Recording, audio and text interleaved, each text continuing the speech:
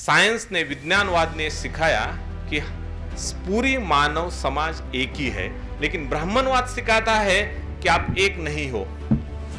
तो धोखाधड़ी यहां से शुरू हो गई है। सिलेबस में सिलेबस ऐसा कंस्ट्रक्ट किया जा रहा है, ऐसा बनाया जा रहा है, जिससे यह भावना फिर से एक बार समाज में प्रस्थापित करने का उनका मानस है कि आप लोग एक नहीं है। नीट एग्जाम जो उन्होंने कांग्रेस की सरकार में वन नेशन वन एग्जाम ये पॉलिसी उन्होंने डिसाइड कर ली थी।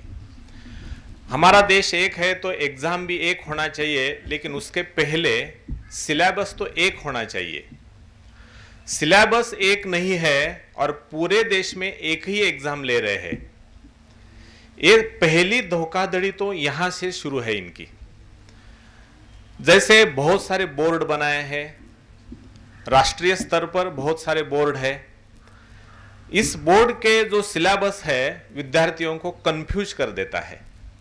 नीट में जैसे कि बहुत सारे बच्चे हमारे महाराष्ट्र में भी मैंने देखा और दूसरे राजस्थान में देखा, कर्नाटक में देखा कि बहुत सारे बच्चे एनसीईआरटी का सिलेबस प्रेफर करते हैं और उनकी इच्छा रहती है कि एनसीईआरटी बोर्ड में एडमिशन उनको चाहिए।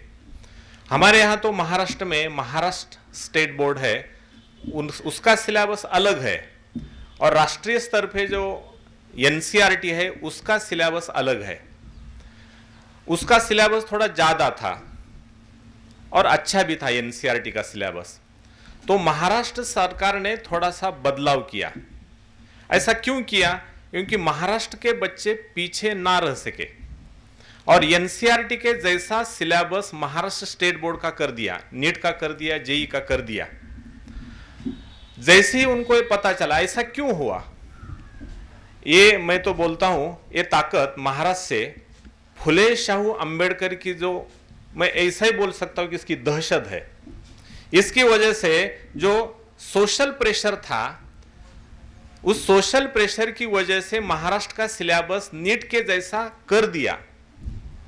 बाद में उन्होंने दूसरी धोखाधड़ी की, एनसीईआरटी का सिलेबस कम कर दिया। मैं एक एग्जांपल देता हूं, जैसे कि केमिस्ट्री में, जिसका मैं प्रोफेसर हूं, केमिस्ट्री में 12th में पहला चैप्टर था सॉलिड स्टेट, वो एनसीईआरटी में भी था और यहां स्टेट बोर्ड में पहला चैप्टर सॉलिड स्टेट।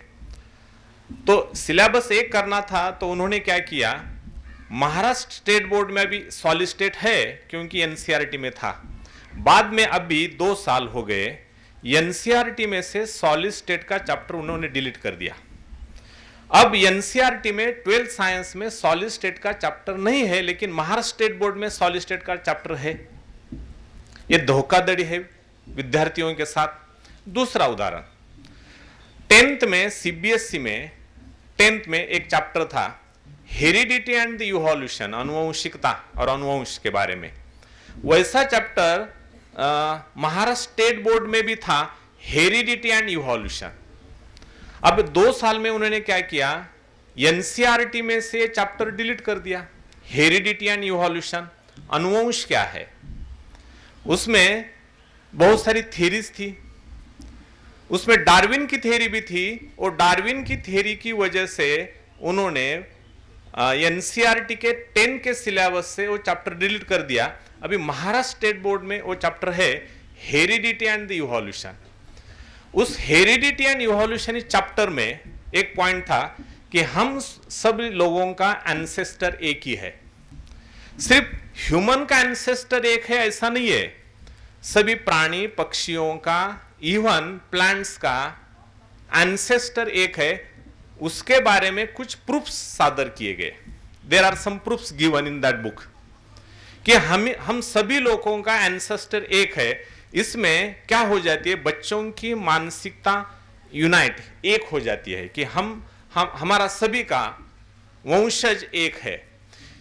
इसके बारे में कुछ प्रूफ्स वो 10th के सिलेबस में और 10th एनसीईआरटी के सिलेबस में भी अभी है, महाराष्ट्र स्टेट के साइंस के बुक में, और एनसीईआरटी के सिलेबस में भी some proofs are given there regarding all plants animals have the common ancestry. सभी का वंशज एक है।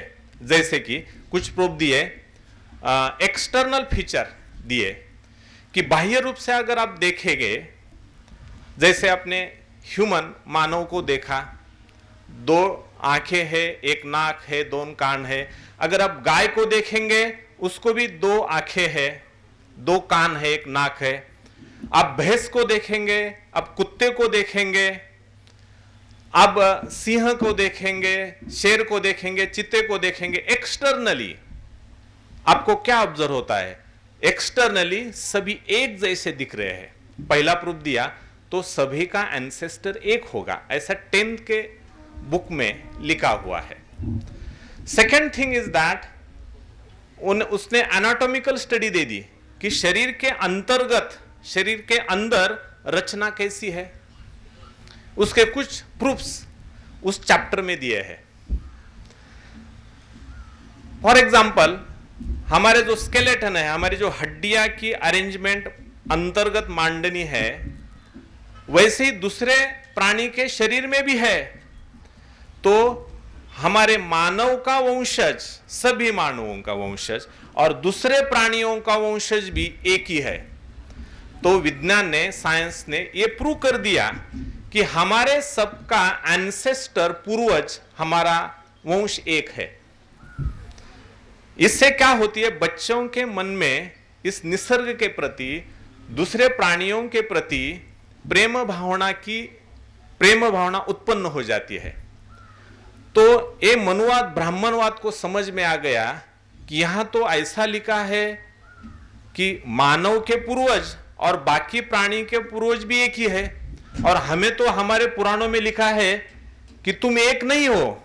यहां चातुर्वर्ण सिस्टम है, you are divided, there are grades in the graded system. आप एक नहीं है, आप क्षत्रिय, वैश्य, शूद्र।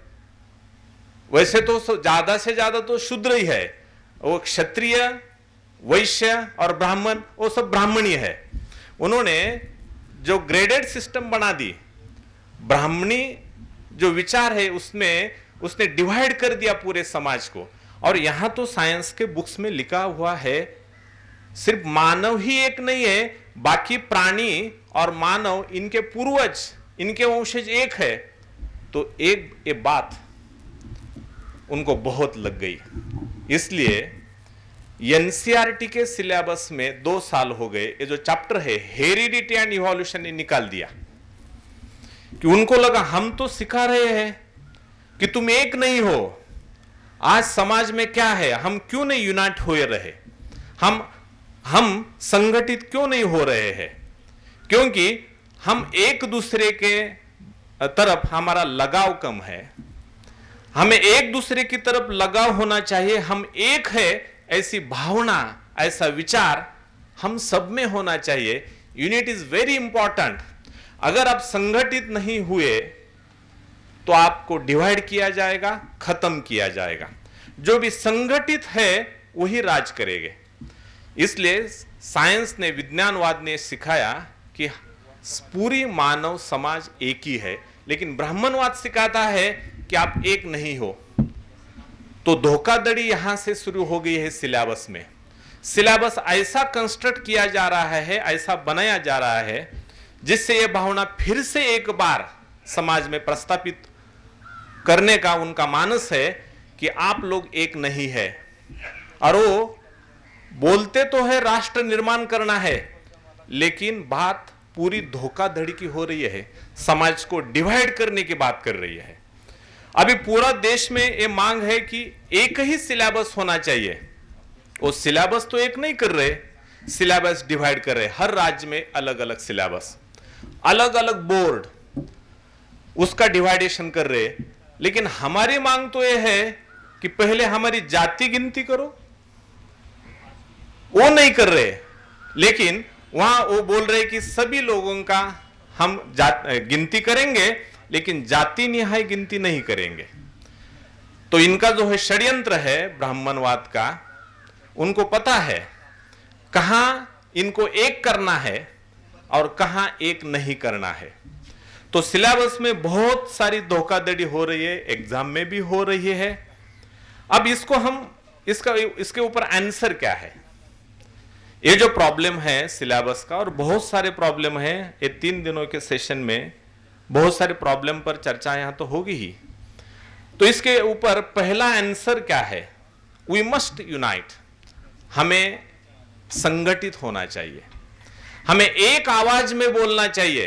डॉक्टर बाबा साहब अम्बेडकर कहते थे, अगर पूरे देश में एक लैंग्वेज सिखाई जाती, समझो पूरे देश के लोग हिंदी में बात करते और एक ही गाना गुनगुनाते, एक ही कविता सीख जाते, एक पूरा आवाज आ जाता, लेकिन वो एक लैंग्वेज जैसे कि हिंदी पूरे देश में नहीं रखेंगे, एक उस लैंग्वेज का सिलेबस, वो हिंदी का सिलेबस पूरा देश में एक नहीं रखेंगे, जिससे लोग संगठित हो जाएंगे, ऐसी एक भी बात वो करने वाले नहीं। तो हमें क्या करना है? पहले हम सिर्फ संगठित हुए तो आधे हमारे प्रश्न उसका उत्तर मिल जाएगा। तो संगठित होना बहुत इंपॉर्टेंट है।